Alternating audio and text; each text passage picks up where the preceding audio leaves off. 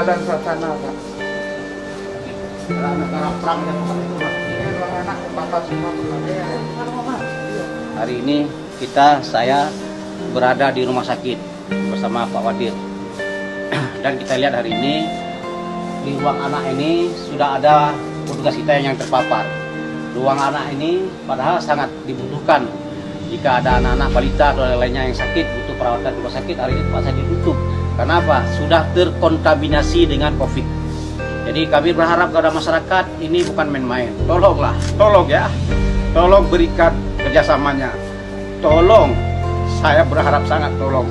Ya. Patuhi anjuran pemerintah. Kondisi rumah sakit aja hari ini sudah menyerah, sudah kewalahan untuk mengantisipasi ini. Jika tidak ada kerjasama di masyarakat, apa yang akan terjadi? Jika petugas kita semua terpapar, rumah sakit harus tutup. Jika ada orang sakit, kemana mau berobat? Jika tidak ada bantuan, tidak ada kerjasama di masyarakat mematuhi anjuran ini akan jadi petaka besar kepada kita. Ya, bila petugas kita semua terinfeksi, siapa yang akan melayani orang-orang sakit? Jadi saya sangat berharap tolonglah kepada masyarakat untuk mematuhi anjuran pemerintah. Ya, protokol kesehatan itu harus dijalankan dalam kehidupan kita hari ini.